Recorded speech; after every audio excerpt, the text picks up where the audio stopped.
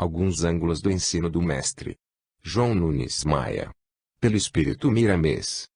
É do conhecimento comum que as Sagradas Escrituras se prestam às mais diversas interpretações. Jesus, o Mestre, e em torno do qual se tecem todas as considerações evangélicas, sempre foi consciente de que os seus ensinos se vestiriam com a policromia de todas as épocas, com as formas de todas as tradições e preconceitos. Era necessário, considerando-se a doutrina das vidas múltiplas, ou da reencarnação, há de se convir que somente a evolução permite entendimentos elevados. Com efeito, os povos evoluem e, no seu evoluir incessante, garimpam nos campos da existência, colecionando as gemas preciosas guardadas no Evangelho. Há, contudo, muitos tesouros a serem descobertos, que haverão de enriquecer os corações. Todos eles se encontram resguardados pela letra. E os Espíritos do Senhor, que são as virtudes celestes, sob a égide do Cristo, vêm nos auxiliar, guiando-nos os passos rumo à vivência do Evangelho. Nosso irmão maior, Miramês, é um dos grandes missionários de Jesus, a trazer-nos revelações interessantíssimas, vestidas de nova luz, a iluminar e aquecer os corações. Explicando alguns ângulos dos ensinos do Mestre, é um livro ditado pelo Espírito Miramês, o qual nos concita a meditação profunda. O convite para enxergarmos novas modalidades de interpretação evangélica não se faz esperar. É imperioso que lancemos mãos do trabalho renovador e aproveitemos esta valiosa oportunidade de aprendermos com o Cristo. Este livro é o primeiro de uma série, e todos eles fundamentados nos mais lindos preceitos de Jesus. Deve ser lido, principalmente, no culto do Evangelho, no lar. Porque o lar representa uma escola-oficina, como preceito é um mentor espiritual, onde a alma começa a sentir que é necessário amar, para se conhecer a Deus. Miramês amou das lições do Divino Mestre, com tamanha simplicidade, que qualquer de nós pode assimilá-las, com prazer, e sem perca de tempo. Faz-nos ainda, vibrar com a beleza do alimento psicoliterário, o qual transmite ricos ensinamentos, tanto à nossa mente quanto ao nosso coração. Eis porque consideramos alguns ângulos dos ensinos do Mestre de real valor. Leitor amigo, se ainda não fazes o culto do Evangelho em teu lar, procura fazê-lo, o quanto antes. Assim terás maior assistência no reduto doméstico. Procura não esquecer o dia e a hora prefixados, porquanto a disciplina é norma que muito agrada aos espíritos superiores. Já nos foi dado saber que existem muitas falanges de benfeitores espirituais, encarregados, por determinação do Cristo, da assistência e cooperação junto aos lares onde se pratica o culto evangélico. É imprescindível que a prece comunitária se torne um hábito nos lares da terra. Este será um meio precursor para a implantação definitiva do Reino de Deus, em toda a casa planetária. É lícito tocar a campainha de alerta. E Miramês, para todos os corações, na esperança de que eles ouçam os chamados do Senhor e construam um caminho de paz que haverá de conduzir-nos ao grande aprisco de luz. Confrade amigo, a maior parte da tua evolução depende de ti mesmo. No entanto, a cooperação dos outros é indispensável para que te realizes, pois, um homem ilhado é uma mão que não se abre, é um deserto sem oásis, é um eu que morre, sem conhecer a grandiosidade do nós. Este livro é mais do que uma ajuda. É uma mensagem que te abrirá novos rumos, que te levará a uma vida maior. Se todos os dias os teus familiares se reúnem em torno de uma mesa para a alimentação do corpo, é justo que, no tocante à alimentação do espírito, se reúnam pelo menos uma vez por semana. Faze-te presente, entre os convertidos, escolhidos e chamados para a renovação em Cristo Jesus, porque Ele já está ao teu lado. E viu-te um amigo. Ilza Lúcia Maia. Prefácio. Alguns ângulos dos ensinos do Mestre é um livro portador de um valor inconteste. Suas páginas são convites permanentes para uma reforma moral nas bases do Evangelho do nosso divino amigo, e quem perlustrar por esses ângulos se sentirá bafejado pela luz espiritual. A leitura deve ser meditada. A meditação deve ser assimilada pelo irmão que tiver a felicidade de lê-lo. É mais um pingo de luz do céu para a terra. O nosso querido Miramês, dentro da sua simplicidade, entrega, para os estudantes da verdade, uma força nova para a transformação íntima, como enviado de Jesus, com a tarefa de reunir os animais das selvas dos nossos corações. Não para expulsá-los, mas para educá-los, não para maltratá-los, mas para amá-los, não para trancafiá-los em esconderijos tenebrosos, mas para libertá-los, transformados em ovelhas, destinadas ao grande aprisco de virtudes evangélicas. Este livro não é endereçado aos que não conhecem o Evangelho, ou duvidam das belezas da Boa Nova. Ele é dirigido aos irmãos acostumados com a voz do pastor inconfundível. Não procureis nele elevadas considerações filosóficas nem intrincados assuntos científicos, pois não sereis satisfeitos. O autor espiritual fez da inteligência o instrumento para escrevê-lo e do coração a tinta do amor. As duas forças, juntas, dando harmonia e cadência espiritual às 20 e poucas letras do alfabeto humano, que se multiplicam em um poema que leva à felicidade.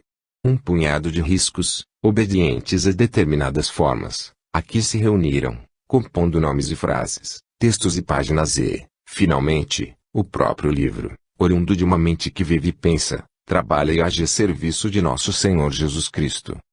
No trabalho de difusão da doutrina cristã rediviva há milhares de espíritos empenhados. Eles buscam tirar o ouro do espírito da ganga da letra, para que todos tenham a oportunidade de sentir Deus e Cristo na plenitude da glória. E que a humanidade, ao fim deste segundo milênio, não reclame por não conhecer o Evangelho. Para tanto, a profecia nos incumbiu de pregar o Evangelho por toda a parte, para todas as criaturas. Quando assim acontecer, eis os fins dos tempos, o terceiro milênio nos acena. Vamos para lá, mas cuidemos de não penetrar no portal desse terceiro dia da criação com as mãos vazias e os corações ressequidos de amor. Amor a Deus, sobre todas as coisas, e ao próximo, como a nós mesmos. Os médiuns escreventes são escritores em outra dimensão, atendendo às necessidades dos corações em busca da verdade que liberta. Mas não são os únicos. Todos aqueles que se candidatarem, por compromisso ou de boa vontade, para a difusão das verdades espirituais, vêm integrar a grande falange da verdade, pois são também gotas do imenso oceano do saber, que é o Cristo de Deus. A preocupação maior dos seus, por enquanto, e a disseminação do lado moral dos preceitos de luz. Alguns ângulos dos ensinos do Mestre, certamente, vai agradar aos que procuram novos aspectos dos ensinamentos evangélicos.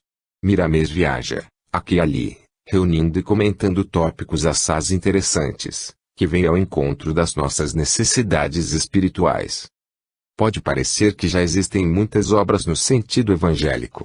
É certo que existem, mas não podemos nos esquecer de que cada escritor espiritualista, encarnado ou não, sabe libertar da letra o perfume do Cristo, cada um em dimensão diferente. Lembremos-nos também que um livro a mais sempre constitui um passo à frente no aperfeiçoamento da nossa cultura evangélica.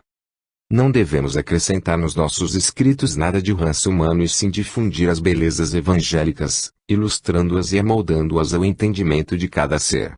Leitor amigo, fica sabendo que ao leres estas páginas não encontrarás a pretensão de converter-te, de reformar-te, de um dia para outro. Mas, sinceramente, encontrarás um convite para caminhares com Jesus, e, se passares por esses prismas, certamente encontrarás o Mestre.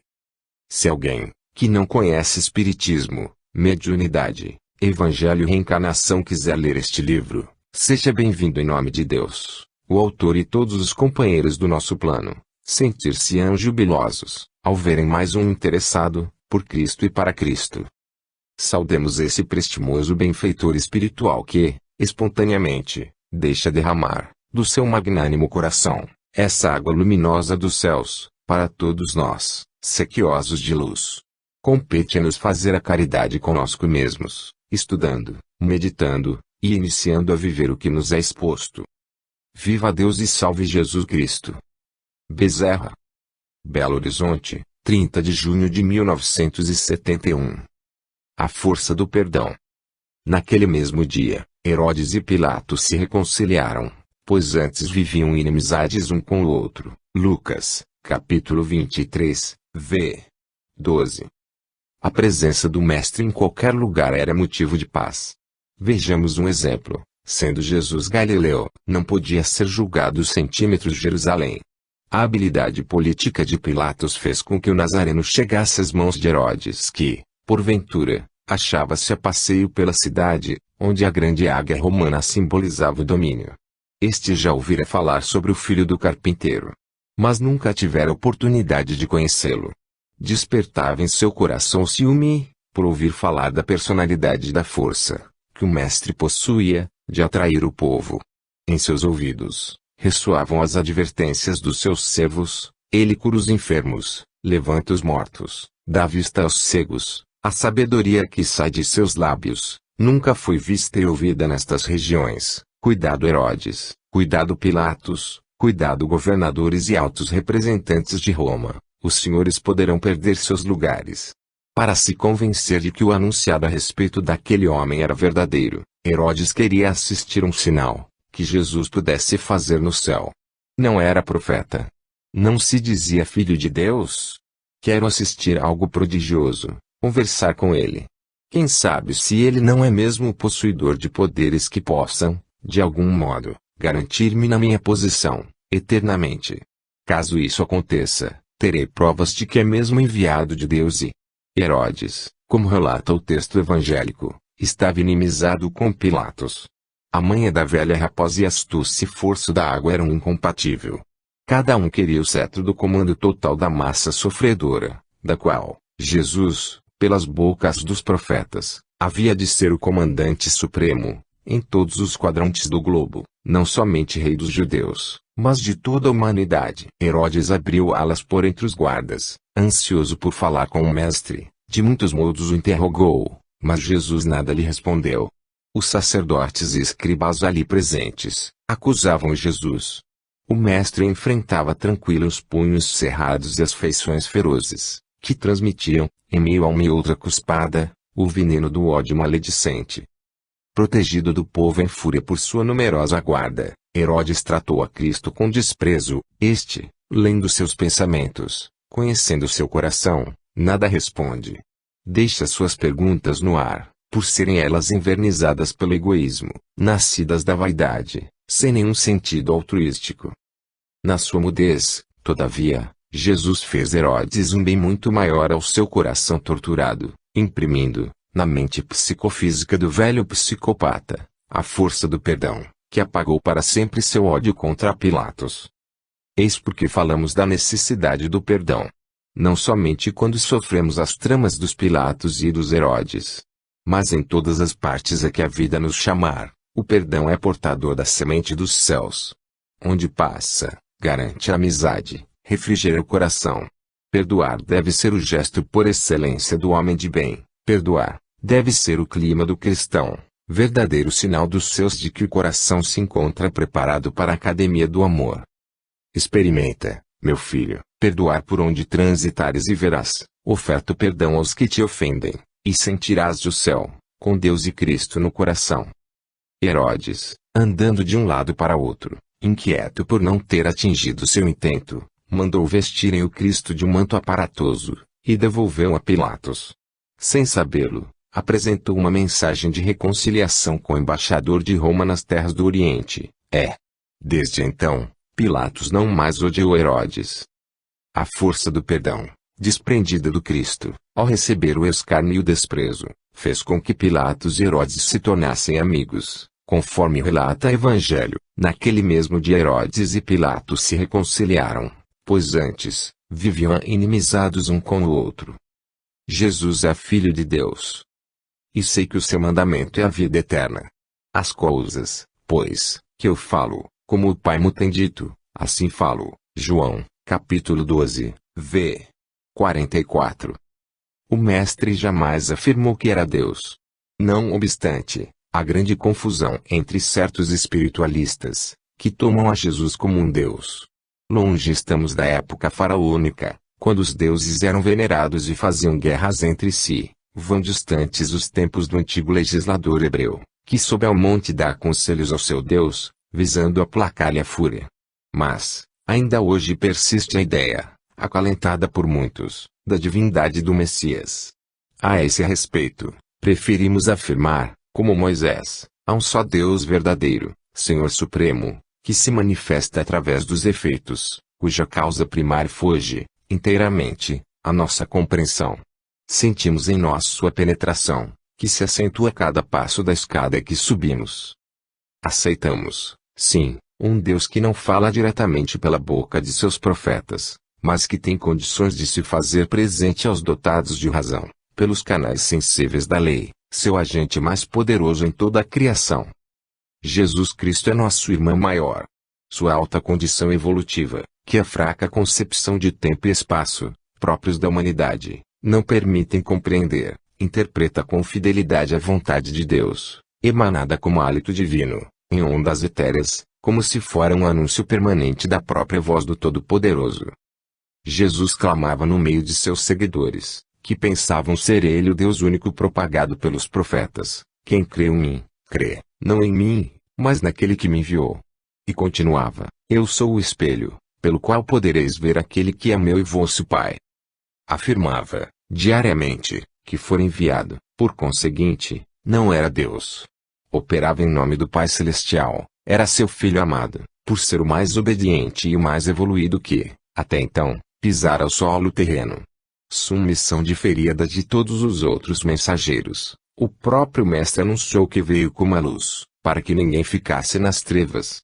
Se os outros eram refletores, Jesus era o agente da claridade. Se os outros eram portadores da paz, Jesus era a própria paz. Se os outros eram caminhos para a verdade, ele era a própria verdade, pois de sua boca, canal cósmico de Deus, saiu esta assertiva: ninguém vai ao Pai senão por mim. O Messias, na terra, é a fonte da água da vida, onde saciamos nossa sede, com o líquido espiritual que procede de Deus. Ele representa o regulador de voltagens da natureza divina. Absorve trilhões de volts, no nascedouro, e os distribui, equitativamente, de acordo com a capacidade de cada um. Essa distribuição é que permite ao homem os meios para viver, evoluindo, se sentir a grandeza dos céus, de acordo com a visão que possui. Isso, o grande Mestre faz, desde os primórdios do nosso planeta. Por isso, repetimos, com os que disseram primeiro: Cristo é o governador da Terra, desde a aparição dessa nas franjas douradas do sol. Alguns, que o ouviam, e logo se esqueciam dos seus ensinamentos, o Nazareno, com todo amor, desprendendo forças sutis que ganhavam os corações, dizia: se alguém ouvir as minhas palavras, e não as guardar, eu não o julgo, pois eu não vim para julgar o mundo, mas para salvá-lo. Sabia Jesus que nem todos possuíam o mesmo desenvolvimento na escala espiritual. Aqueles que tinham ouvidos para entender, corações preparados para sentir suas palavras, é que iriam aceitá-lo, em espírito e em verdade. Quem rejeitasse, iria se arrepender com o passar dos tempos. Esses, quem vai julgar são as minhas próprias palavras. No último dia, na última reencarnação do espírito nas hostes do mal, começa julgamento. As verdades que ouviu ressoarão na acústica. A bondade de Jesus. Pergunto, pois, terá Deus, porventura, rejeitado o seu povo? De modo nenhum, porque eu também sou israelita da descendência de Abraão, da tribo de Benjamim. Paulo aos Romanos, capítulo 11, v. 1. Os judeus, em todos os tempos, principalmente de Moisés para cá, tinham-se na conta de uma raça eleita por Deus, para que por ela se fizesse a luz na terra. Lembram-se eles do drama divino do Monte Sinai, das tábuas da lei, entregues ao legislador, como sendo o instrumento que a divindade lhe emprestara a fim de que lhe libertasse o povo de Deus, escravizado pelas mãos dos poderosos da terra, no Velho Egito. Não se esqueciam, os judeus, das promessas, que se iam cumprindo, ouvidas por Moisés e relatadas aos libertos da casa de servidão. Lembravam-se das curas contadas nos velhos escritos desenhados pelo seu discípulo predileto, Essém, fundador da ordem dos essênios. Moisés, homem de desenvoltura física rara, quase não dormia. Ora andava, de barraca em barraca, acalmando o povo, ora subia às alturas dos penhascos, anotando o que lhe diziam as vozes dos céus, para transmitir à sua gente. Não raro, Moisés enfrentava agitações da massa, causadas pela impaciência e pela desesperança. Sua torça, no entanto, serenava os ânimos. E o passar do tempo amadurecia os corações dos libertados, para o impacto de acontecimentos futuros. Na ausência do grande chefe, elementos subversivos procuravam plantar a semente da revolta, pondo os ex-escravos contra o seu salvador. A muitos, faltaram a coragem e a persistência, preferindo voltar à casa de serviço no Egito. Poucos foram os judeus em cujos pensamentos não passou a ideia de que Deus os havia abandonado, tendo em vista o sofrimento, a fome, a sede e as doenças que os afligiam. Moisés, pulso forte, vontade férrea, não sem grandes dificuldades, restabelecia a paz, sempre confiante na voz dos céus, e, assim, cumpriu galhardamente sua missão de timoneiro dos hebreus, no êxodo histórico. Só aos altamente evangelizados é que é dado traduzir os anúncios do mundo espiritual, pois a dúvida não encontra lugar nos seus corações. Os demais, creem e descreem, afirmam e negam, abençoam e apedrejam, humilham-se e revoltam-se, gostam da luz, mas adoram as trevas, dão alguns passos à frente, outros para trás, faltam-lhes qualidades espirituais desenvolvidas. Por isso, precisam de guias, pois não sabem andar sozinhos. Assim são os povos, assim as nações, assim as comunidades. Paulo, emissário do saber divino junto às coletividades cristãs, inclusive Roma, dedicava-se integralmente ao seu apostolado. Quando ausente, enviava epístolas cheias de fé e sabedoria, como forças de amparo aos novos adeptos de Cristo. Dirigindo-se aos romanos evangélicos, procurava esclarecer que o sofrimento não traduzia esquecimento por parte de Deus, mas sim lembrança viva dos céus, pois a dor abre a visão ao sofredor cristianizado, propiciando-lhe venturas espirituais que o mundo desconhece. Apesar dos esforços de Paulo, muitos abandonavam as lides do Cristo pelas gordas mesas dos Césares. Até hoje, é comum acreditar em que Deus abandonou seus filhos, porque esses sofrem do berço ao túmulo. E a lei do renascimento, propagada desde o princípio das coisas, em todo o mundo. A própria ciência sabe que tudo se desfaz, para se fazer novamente. A lei é a mesma para o ser humano. O que se sente e o que se pensa, muda dia a dia, tomando novas dimensões, e novas atitudes renascem no campo mental. O espírito muda de corpo, como este muda de roupa. Deus não esquece ninguém, pois somos todos iguais, sem exceção. As diferenças são relativas às idades de cada um, no pentagrama divino de evolução. Deus não rejeitou seu povo, afirma o apóstolo dos gentios, e, tampouco, esquece povo algum, dá, porém, a cada um, de acordo com seu merecimento. Aqueles que têm, mais lhes será dado, afirmava Jesus. À época de sua vinda à terra, o povo judeu recebeu a luz da presença do Cristo, porque tinha mais maturidade. Esperanças e promessas não significam que ficaremos livres do sofrimento, constituem sim, um aviso de que estamos preparados para atravessar as provas, num ambiente de paz e alegria, sem nos preocuparmos com as trevas, sem nos assustarmos, como crianças na escuridão. Meus filhos, se Moisés veio libertar os judeus da escravidão física, Cristo surgiu, como um sol espiritual, para fazer livres todos os espíritos que queiram conhecê-lo. Não deis expansão aos vossos problemas, resolvê-los em silêncio, sem multiplicá-los. Não deis liberdade às ideias de enfermidade na área mental, para que elas não multipliquem o vosso sofrer. Não deis razão à discussão infrutífera, para que não floresça, em vosso coração, a melancolia. Sentir-vos-eis na plenitude do amor. Não desconfieis de Deus, e nunca faleis, ele se esqueceu de mim. Meditemos, novamente, sobre as palavras de Paulo. Pergunto, pois, terá Deus, porventura, rejeitado o seu povo? De modo nenhum, porque eu também sou israelita, da descendência de Abraão, da tribo de Benjamim. Tolerância.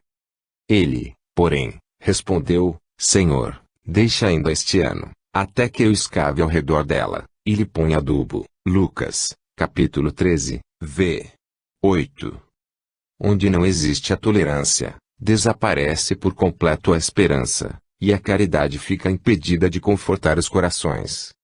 Cada um de nós representa uma figueira na imensa vinha de Deus, onde temos direitos e deveres. Fomos plantados no meio cósmico, para crescer e frutificar, pelos nossos próprios esforços, embora as bênçãos exteriores do agricultor divino nunca faltem. O dono da vinha criou as leis com base nas funções da própria vida, e seus filhos maiores inspecionam o plantio da verdade, em todos os campos de germinação, trazendo em seus corações a pureza do amor, em forma de variadas virtudes. Os mensageiros divinos estruturaram, por ordem da grande luz, um reino que servisse de sustentáculo aos homens nas suas fraquezas, nas suas dores, nos seus conflitos. Esse recanto divino, mesmo no chão do mundo, tem o nome de evanqueio. As leis representam juízes severos, mas justiceiros. Os filhos maiores, cheios de tolerância e amor, imbuídos de misericórdia e plenos de discernimento, fazem o papel de reguladores de forças. Dão a cada um a quantidade que ele possa assimilar, sem se perturbar, absorver, sem se abater, aprender, sem se transtornar. A própria psicologia nos ensina que é sofrendo que a alma se torna mansa, é a dor que a faz amar com desapego, é o padecimento que a fez meditar com mais profundidade, na vida que leva e na morte que vem. Eis porque não deixamos de lembrar aos irmãos estudiosos que, quando a lei do retorno atinge um ser, a misericórdia não o esquece, a tolerância dos céus aproxima-se do seu coração. Não existe magia mais poderosa que a dor, para alargar a visão do espírito, possibilitando-lhe sentir Deus, amar a Deus, e buscar a Deus. Cristo, regulador da lei do Senhor na terra, mestre por excelência e jardineiro da divindade, narra a parábola da figueira estéril, plantada em uma vinha, cujo dono, não encontrando o fruto desejado, intentou cortar. Mas o dedicado responsável pela vinha, com os poderes do amor, revestido da soberania imperturbável da tolerância, faz cumprir sua augusta missão de controlador da vida, servindo-se da própria vontade do Criador de todas as coisas. A lei age sobre todos nós com uma justiça implacável, mas tolerante. Suponhamos, por exemplo, que um título por nós assinado, com data certa de vencimento, não possa ser pago à época aprazada. A intervenção de alguém que nos ama, e que possui condições para interceder por nós, conseguindo uma moratória em boas condições, representa a tolerância da vida para conosco, os filhos de Deus. Como já dissemos, somos as figueiras na grande vinha de Deus, o Senhor Justiceiro, que criou a lei dos reinos todos. E Cristo, o Filho maior, é o jardineiro compassivo que, ao cuidar das plantas com toda a dedicação, nota que alguns estão sendo atacados pela própria natureza, interfere, com seus recursos, solicitando mais tempo e novas oportunidades para as figueiras humanas, na esperança de que elas possam vir a dar frutos, nessa mesma existência. Quando não consegue este resultado, plasma, em sua mais íntima estrutura, o amor, que servirá de alicerce para novas etapas. Em todos os bastidores da vida, Deus estatuiu a lei justiceira. Mas, ao lado dela, com todos os poderes, colocou os filhos de seu coração, testificando amor e tolerância junto aos homens, a fim de que eles possam, assim, sentir a bondade do Pai Celestial. Se alguém te ofender, espera um pouco, e faz algo em benefício dele que, de algum modo, também poderá ser útil a outros. Se alguém só produz frutos corrompidos, ou está como a figueira estéril, tolera-o, como benfeitor, e aduba as suas qualidades boas, na esperança de que, algum dia, possa ele se incluir no grande pomar de Deus. Se alguém torce a verdade, para que tu sofras, tolera em silêncio. Espera mais um pouco, e verás que amanhã estará tudo mudado. Abençoemos nossos irmãos ignorantes e cuidamos deles com carinho, imbuídos de tolerância cristã. Se nos faltar algum ânimo, leiamos novamente esse versículo, que nos alegra, de forma especial. Ele, porém, respondeu: Senhor, deixa ainda este ano, até que eu escave ao redor dela, e lhe ponha adubo. Os frutos da fé.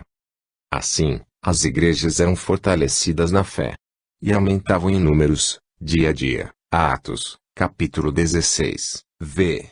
5. O grande convertido de Damasco, conhecido como tufão da nova ideia renovadora do Cristo, passava por inúmeras cidades, desfazendo todo o pedestal dos antigos conceitos embrionários sobre Deus e a vida. Argumentava nas praças públicas, nas sinagogas, nas escolas, nas hospedarias, com a alta filosofia, que rutila, e com a ciência firme, que espera. Paulo era doutor da lei. E, como tal, se constituía, certamente, numa ventania muito forte para aqueles que ainda ofereciam, em seus mundos mentais, ninho para os pássaros das ideias, que, comparadas com a mentalidade cristã, eram assentadas na areia, com fraturas em todas as suas conjunções. O gigante do Evangelho, em alta função doutrinária, passa nas cidades de Listra e Derbe, aldeias onde o discípulo Timóteo já havia introduzido a palavra de renovação do Mestre. Esse companheiro era filho de uma judia com um varão grego. Enriquecia sua alma, de filho de duas raças, com as qualidades indispensáveis aos grandes labores. Timóteo, paciente e valoroso, tinha na oração sustentáculo para as decisões maiores e, no ambiente agressivo dos contraditores, lançava mãos da arma prodigiosa da fé, que soubera herdar do grande mestre, vencendo todos os adversários da ideia de Cristo. Paulo estava em uma excursão, onde deveria, em nome de Jesus, percorrer várias cidades e ilhas. Eram todas distantes da sua terra natal, onde voltara, com humildade, depois de convertido, a pregar a verdade, com as qualidades que o coração oferece ao cristão nascente. As distâncias que o antigo perseguidor do Evangelho se dispunha a perlustrar eram imensas, mas a fé que Paulo havia granjeado do clarão dos céus, no deserto, e a sua realidade interna, faziam com que o mundo coubesse nas suas mãos. Com essa mesma fé, em Cristo e por Cristo, ele poderia ver todas as cidades ou aldeias, com suas respectivas necessidades. Nunca temeu afronta nenhuma ao ser apedrejado e massacrado pelos fariseus de todos os lugares e de todas as épocas. Era o cálice escolhido, no dizer do Mestre, para a glória de Deus. Timóteo também dava ótimos testemunhos em Icônio. Em vista disso, Paulo queria que ele o acompanhasse e, como todos sabiam da descendência de Timóteo, principalmente os judeus que ali habitavam, sugeriu Paulo que Timóteo fosse circuncidado, obedecendo à lei judaica. Com a circuncisão estariam dando a César o que é de César, sem nenhuma necessidade de mudar suas convicções acerca dos autênticos ensinos de Jesus Cristo, a quem Paulo havia dado tantos testemunhos. E um dia, o apóstolo dos gentios, encontrando Timóteo meio triste, lendo seus pensamentos, responde, sem ser interrogado, nesses termos: Timóteo, não aflijas o coração por teres sido circuncidado, meu filho.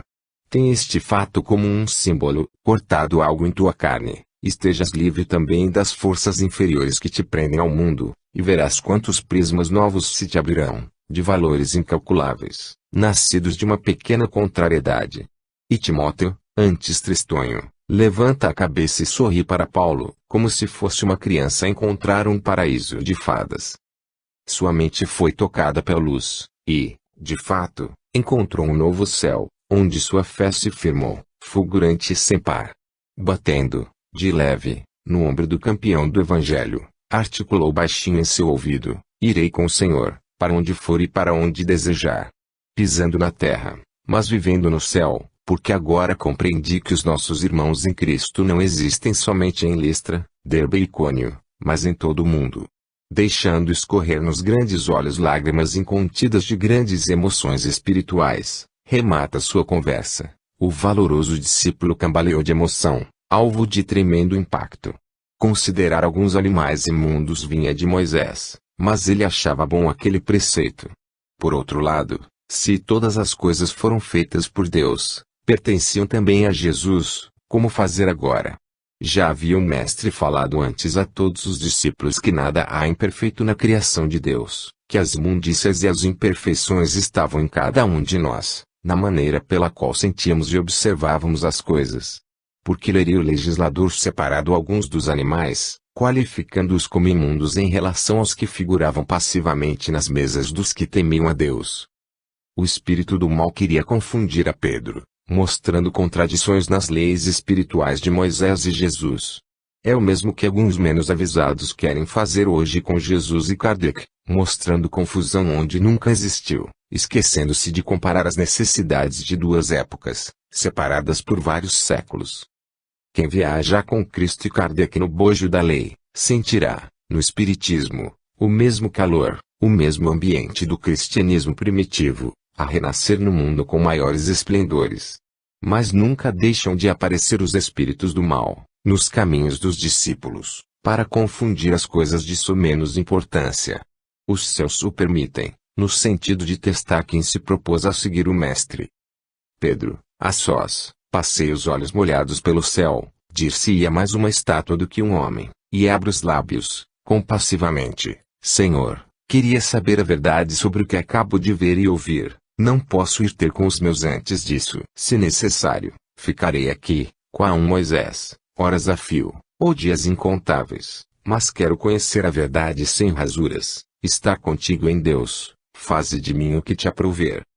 Diante de uma grande pedra, Pedro debruça como um menino faminto, a esperar um pedaço de pão. Aguarda a resposta do Mestre, porquanto, raciocinando, desconfiara de tudo o que acontecera.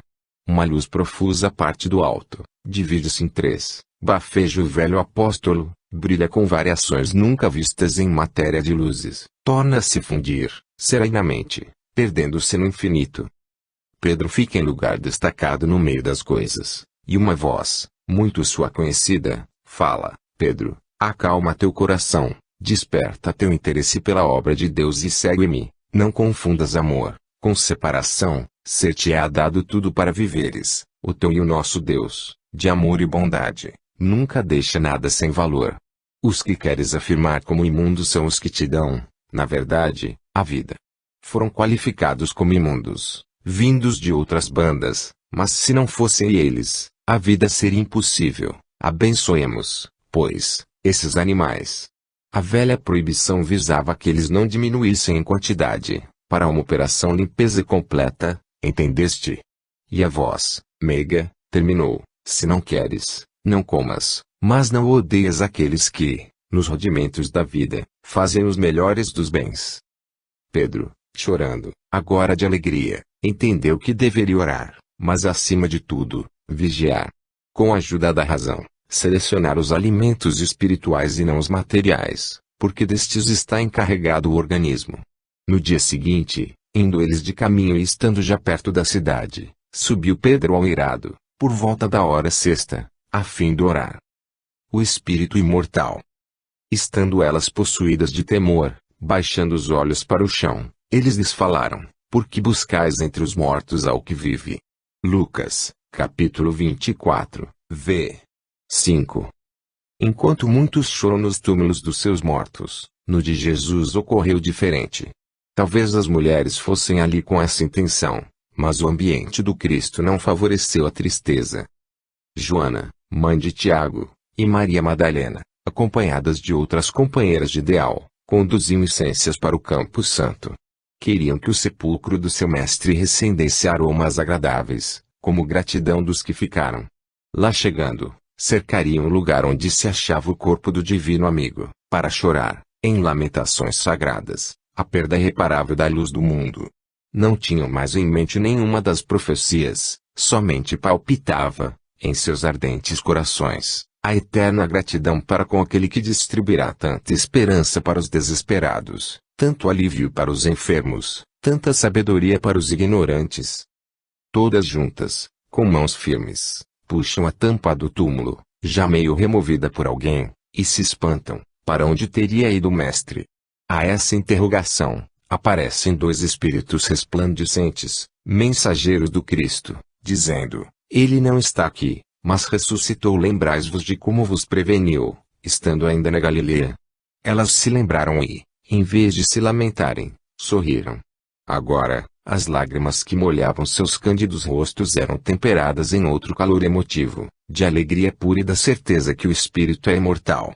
Os anunciantes acrescentaram: por que buscais entre os mortos, ao que vive?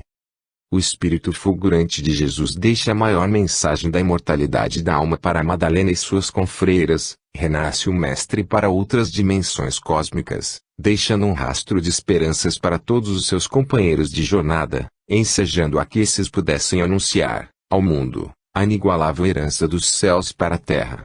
A morte não existe. Somente a vida. Somente a vida. Canta, em todas as latitudes, a criação de Deus. O mundo ainda não tem ideia de quanto significou, para os discípulos, A notícia, transmitida pelas mulheres, de que o Cristo tinha subido aos céus e que, na fria laje de seu túmulo, só as vestes havia.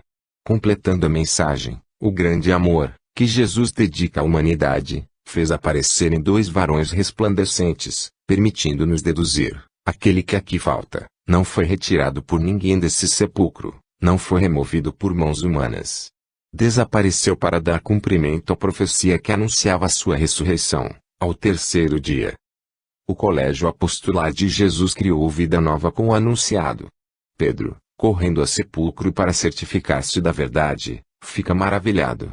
Volta à companhia dos seus amigos, e comprova o fato. Os apóstolos, antes acabrunhados e completamente abatidos com a perda do Senhor, sentem-se renovados, corre-lhes nas veias novo sangue, novas esperanças tomam-lhes os corações, para outras vidas. Vejam, meus irmãos, quanto vale uma gota de esperança na taça do coração torturado. Depois desse dia, Cristo não se fez esperar, começou a aparecer todos os dias, para todos os seus servidores, discípulos ou não, nas cercanias de Jerusalém ou em outras terras, não importando distâncias e nações. Importava, sim, que fossem servos que pudessem compreender a mensagem do perdão, as belezas da caridade e a salvação pelo amor. Invade o Mestre, de momento a momento, o convívio dos apóstolos, com uma essência que perfuma eternamente. Vai aqui e ali, abrindo lareiras nos corações, que se dispuseram a servir, para o plantio do amor que nunca morre. E, como padrão universal da doutrina de luz, ao invés de recolher, como a galinha, somente os seus pintinhos, abre as asas para toda a humanidade, chama este vão para as lides, convida Abigail à renúncia, mostra a Paulo, no deserto escaldante, que existe outro reino, estimula os discípulos, trancafiados por temer perseguição, dando-lhes sinal de combate, como o maior dos generais, continua as curas, através do próprio colégio apostolar. Cumprindo a promessa de ressuscitar ao terceiro dia, deixou claro que cumprirá as outras, pois disse, eu sou a verdade. E uma delas, entre muitas, esta, voltarei e ficarei convosco eternamente. O Mestre está voltando em um corpo ciclópico doutrinário, para permanecer eternamente com toda a humanidade, e essa, ainda possuída de temor, levantará os olhos para o céu e sentir-lhe-á o bafejo divino, pois ninguém morre, e a vida continua sempre. Estando elas possuídas de temor, baixando os olhos para o chão, eles lhes falaram, por que buscais entre os mortos ao que vive? Dádiva feliz. E disse, verdadeiramente vos digo que esta viúva pobre deu mais do que todos.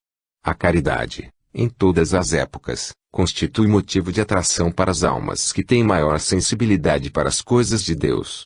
As formas de praticá-la variam, de acordo com o meio em que as pessoas se encontram, desde o pedinte das ruas, até os círculos coruscantes de pedrarias daqueles que se congregam no calor social. Entre esses dois polos, pede-se, para alguém, ou para alguma coisa. O ato de dar, com certeza, alivia, de maneira sutil, e conforta o coração que oferta. Como todas as coisas, aperfeiçoa-se a caridade. Nos que distribuem por vaidade, chama-se alívio temporário de consciência. Nos religiosos que dão, esperando ganhar alguma coisa no céu, empréstimo a longo prazo, os que oferecem com amor aos necessitados, sem esperar nenhuma recompensa, estes estão fazendo a verdadeira caridade. O ser humano não evolui de um dia para outro, como ninguém sobe uma grande escada, saltando do primeiro ao último degrau, mas sim, lance a lance, eis porque a natureza, também, usa esse método no campo da evolução espiritual. O não julgueis para não serdes julgados, constitui uma disciplina para todos nós. Não fora isso, o cristão descambaria para o terreno da maledicência, a julgar desenfreadamente, porque o semelhante ajuda esperando recompensa, dá na certeza de receber e abençoa para ser garantido pelo céu. Essas almas, na verdade, iniciam seus passos nas hostes do Cristo, a com acento circunflexo procura de Deus. E qual de nós tem autoridade para julgar, se o Mestre não procedeu dessa forma com a mulher adúltera? Deus, antes que os olhos humanos, vê tudo, e ainda favorece meios de vida saudáveis para os comerciantes desonestos, para os trapaceiros, para os ignorantes, para os que roubam, para os que negam suas próprias procedências. Então, nós outros é que vamos persegui-los, julgá-los.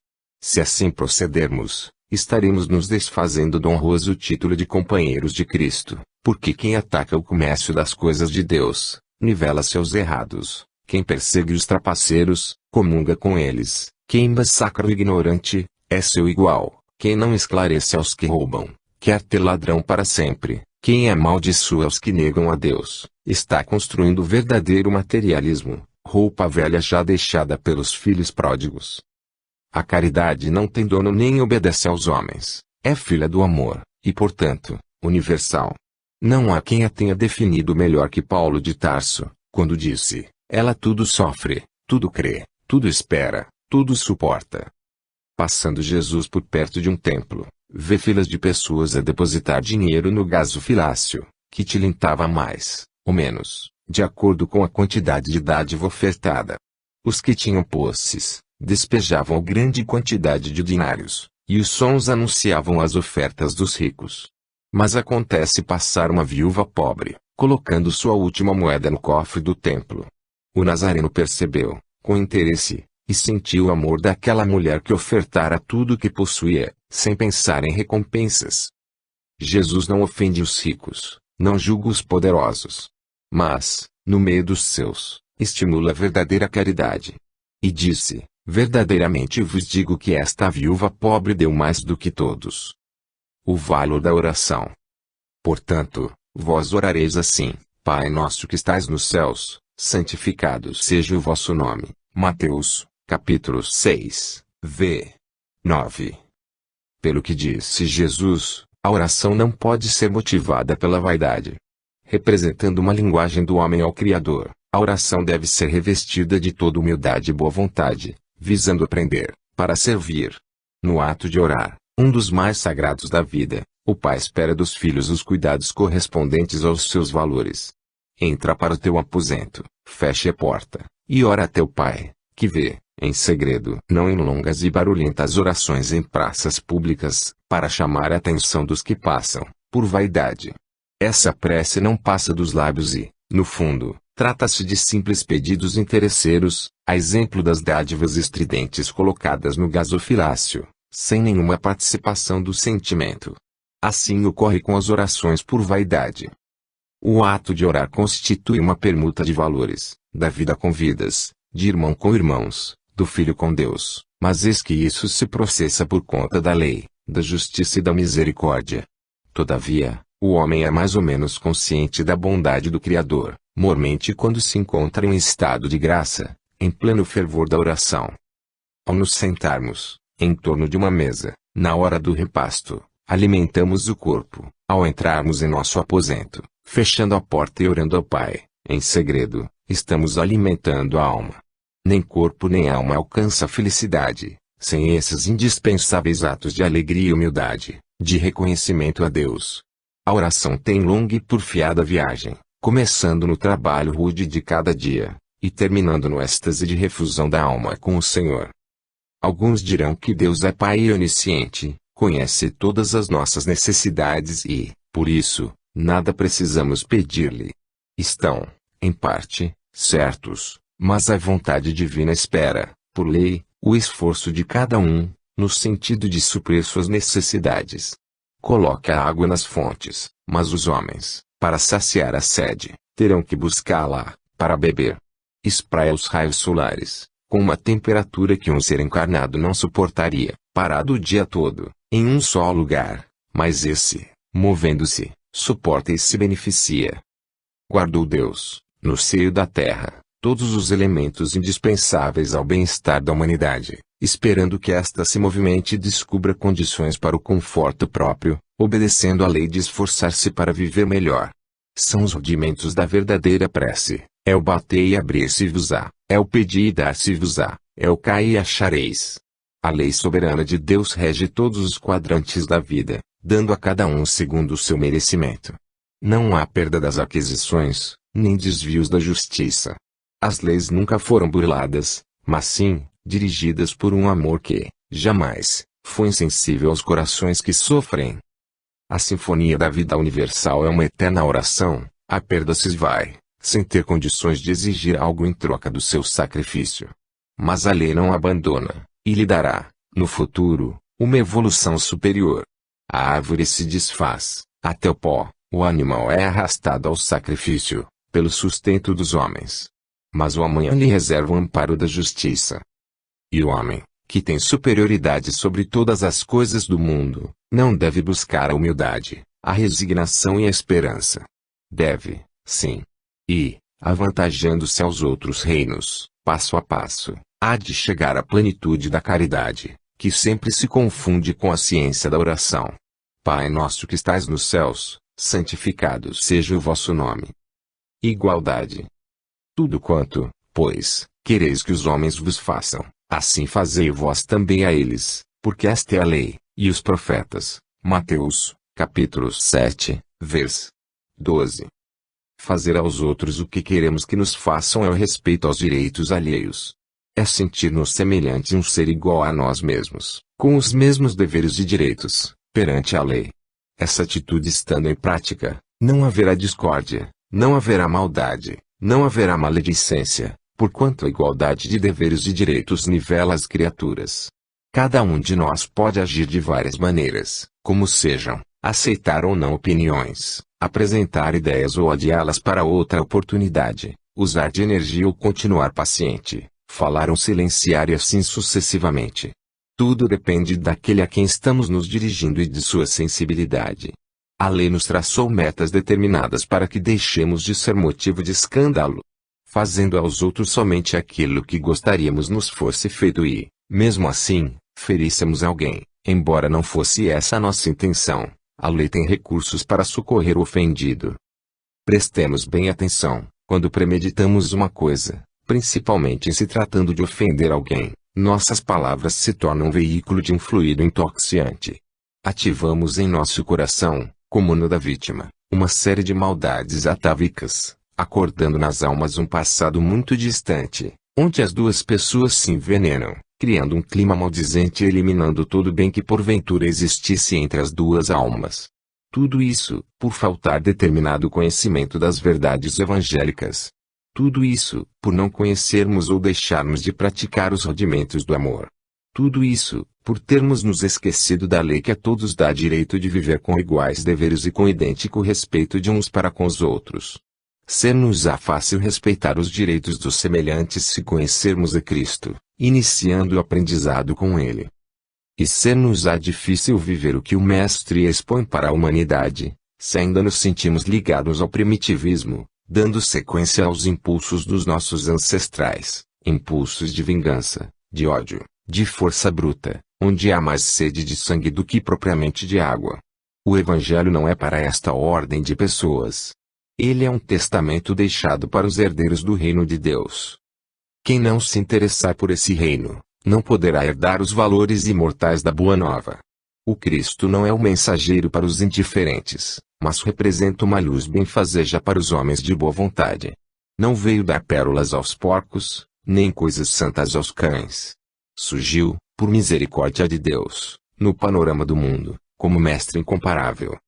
Quem ainda não chegou à idade de entrar na escola do Senhor, que se entregue ao tempo, preparador de almas, mas não sirva de pedra de tropeço aos outros, nem motivo de escândalo, para muitos, porquanto é, ainda, o Cristo, que nos fala acerca dessa classe de espíritos, antes não tivessem nascido. Se é necessário o escândalo, aí daquele por intermédio do qual o escândalo vier. Deus fundou a Academia do Amor, colocando Jesus como mestre dos mestres, reduzindo milhares de livros em um só, o Evangelho. Nessas poucas páginas estão o céu e os anjos, a luz e a verdade, a caridade e o amor, a paciência e a humildade, o sorriso e a tranquilidade, a alegria e a mansidão, a confiança e o perdão, em bênçãos de luz. Fazer aos outros somente o que queremos para nós é a regra áurea do Cristo. É o começo da caridade e, ao pensarmos nesse caminho, outros preceitos surgirão a nos preparar para o amor. Cada qual possui direitos limitados, dentro de deveres sem limites. Os sábios não se preocupam em aumentar os limites dos direitos e sim, procuram com precisão, até onde vão esses limites, para que o respeito seja hábito de cada dia. Todavia, Não vos turbeis com limites dos deveres. Procurai ser úteis, a toda hora e toda a vida. O Evangelho nos chama a todos de irmãos, conferindo igualdade a todos os espíritos, em considerando a procedência única. Quanto aos graus evolutivos, a variedade é infinita, sem o que não haveria harmonia na criação. Contudo, em essência, somos iguais, carecendo uns dos outros para atingirmos a luz.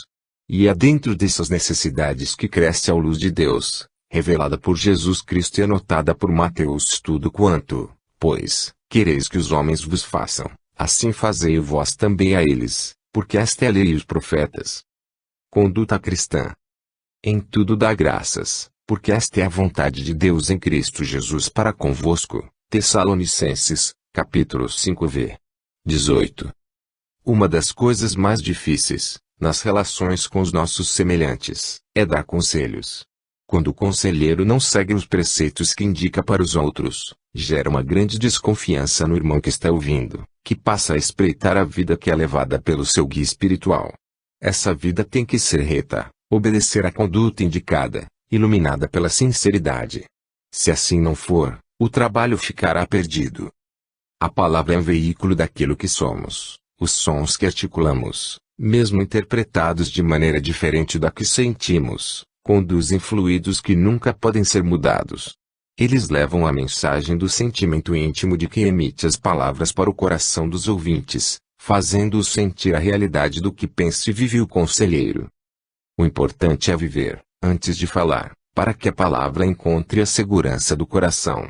O cristão dos nossos dias não tem desculpas a dar, porque já se passaram 2000 anos de fermentação dos preceitos evangélicos, no laboratório do raciocínio e no céu do coração.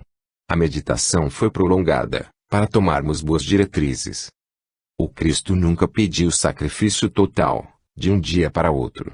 Todavia, não é por causa da misericórdia dessa tolerância que vamos esquecer de aplicar aquilo que é do nosso dever, o esforço próprio, todos os dias. Esperar que o tempo se encarregue disso, e que a natureza inconsciente selecione nossos caminhos, não deve ser pensamento do cristão. Está a cargo da sensibilidade interna a fazer muita coisa, contudo, ela só agirá com o comando mental, com a decisão tomada pelo espírito, pois a vontade é tudo nesse campo.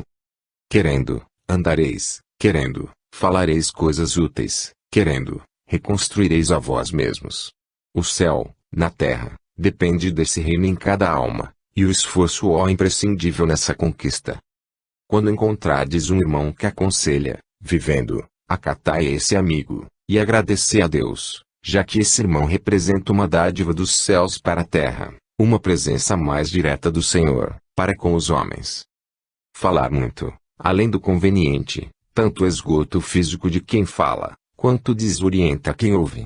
O policiamento das conversações pode, e deve, ser feito constantemente, para que elas construam, edifiquem e iluminem. O verbo é sagrado, e a nossa vontade ó divina, saber usar um e outro, é compreender o chamamento do Cristo, para a verdadeira vida.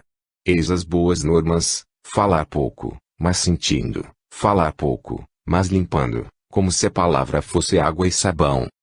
O apóstolo Paulo recomenda a todos a retribuir o mal com o bem, porque este último tem o poder de isolar o primeiro. O perdão constitui a segurança para os ofendidos. Regozijai-vos sempre, e orai sem cessar, preceitou a boa nova. O regozijo, em tudo, fez gerar em nós a humildade, ao ponto de reconhecermos que ninguém recebe o que não merece. Orar sempre é procurar, através da prece, o ambiente espiritual, no sentido de resistirmos às tentações, afastando-as, com eficiência, do nosso caminho.